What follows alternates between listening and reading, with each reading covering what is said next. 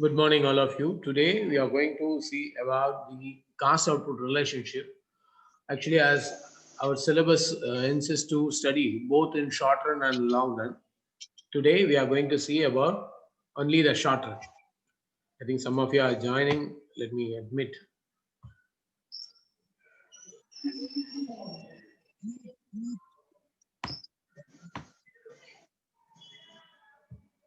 Whether my screen is visible?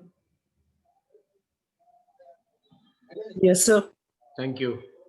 Yes, sir. Actually, how to express the cost output relation is a very simple logic that when you express the average cost is nothing but it is a cost output relationship. Why? Because the formula for average cost is total production divided by output. So in the numerator, it is the total cost is there. In the numerator, output is there. When we divide the total cost by output, we can get the average cost. So what is the cost output relation? It's nothing but constructing the average cost function. So first of all, we should know what is cost function is. Cost function is a relationship to express what is the relation of total cost, average cost, marginal cost with the output. How we are relating the cost with the output is nothing but the cost function. Uh, First of all, this particular cost function will be constructed after constructing the production function. That is why the cost function is called derived function.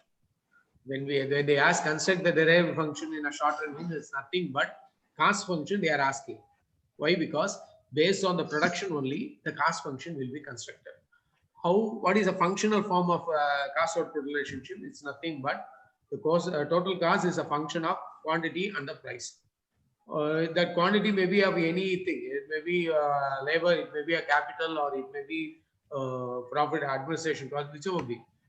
But the thing is, we should express that particular cost function. What is the quantity and what is the price? So, expressing the relationship between the cost of production and output is the cost function. So there are number of users for cost function. Why we are doing this particular function? Why? Because based on this only we can evaluate the project. We can price the investment, whether to make or buy the product, or what are all the input, whether the company should be labor intensive or capital intensive, whichever be. This particular cost function only gives idea that to the average cost.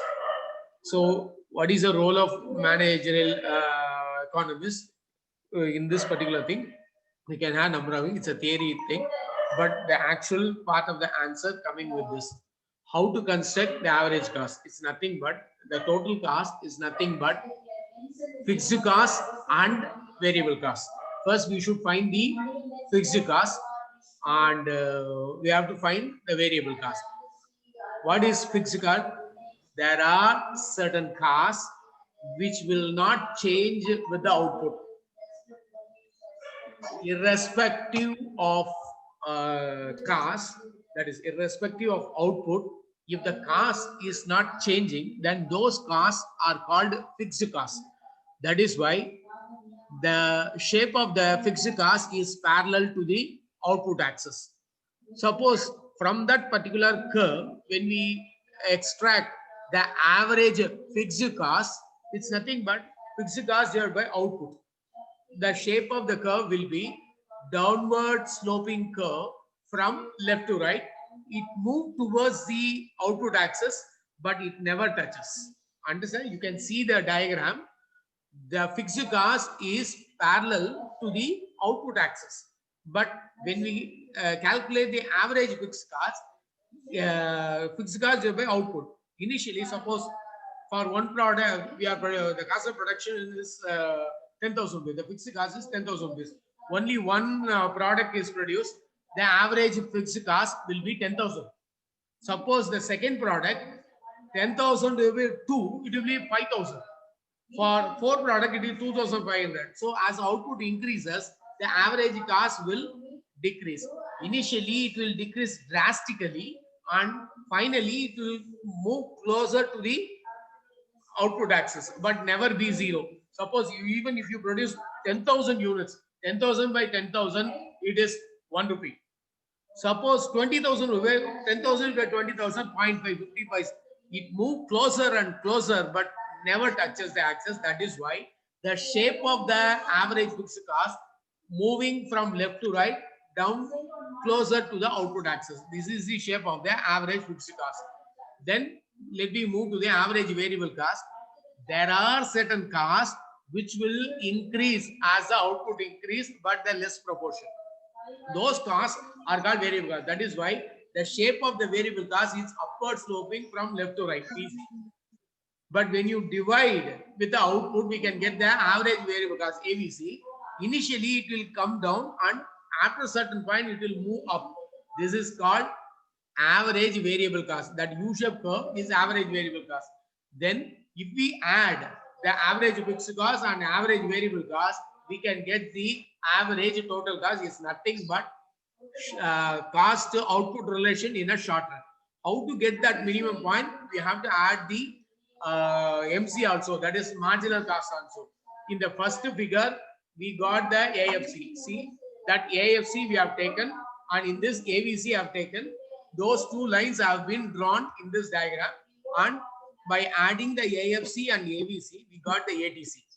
So when we draw the marginal cost curve, it touches both at the minimum point of AVC as well as ATC. This particular diagram is nothing but the cost output relationship. For that, we have to give some implication. How to explain that? These 5 points you should say. What are the 5 points? You should say about the AFC, and you should say about the AVC, and you should say about the ATC, and you should say about the marginal cost. Finally, the minimum point you have to mention. So these are the 5 implications. If you write these implications with a diagram, you can set a full marks. I will explain this particular diagram with these 5 implications. See, the first one is the average fixed cost falls as the output rises from lower level to higher level of the output. When the output increases, the AFC sloping downwards from left to right. That is what the meaning of the first line. The second one, we are talking about the AVC and ATC. AVC first falls and then rises. See, you can see the diagram. Like it is also for it is applicable for ATC. Even ATC is coming down first and then going up. The third implication, AVC curve starts rising earlier than ATC. You can see the diagram. When MCC intersect the AVC first, at that point, the AVC curve will start increasing. After a certain output only, the ATC will increase. That's what the third point indicates. The fourth one is the MC curve will intersect AVC and ATC at the minimum point. That's what they want to. The least cost level of output corresponds with the LC on the ATC curve. That intersection curve is considered to be the optimum point. The last one, MC curve. The MC curve intersect AVC curve and AVC curve from the minimum points. So these are the 5 implications of the short run. They will ask in a section B. Suppose if they want to ask in a case study, then we have to, they will not ask short run, they will ask the long run. Long run is nothing but when you aggregate the short run, 4 or 5 years, this is for a particular year. For they say it is 2016. Then for 2017, we have to construct one ATC. 2018, we have to construct. 2019, we have to construct. 2020, we have to construct. So aggregating these 5 ATC curve, we can get the long run average cost curve. A case study will be asked in that only. Tomorrow, we will see the cost output relationship in a long run. First, we have to write the short run, and then we have to aggregate it, and we have to draw the diagram, and we have to solve that numerical problem. So tomorrow class, I will explain the cost output relationship in a long run. Today, we have seen the short run. For your sake, I will sum up again.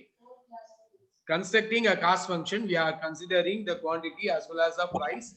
For that, for constructing cost function, it is very useful. Why? Because based on this average cost only, we are explaining a lot of business planning, and this is a base for everything. It's a lifeline of the business.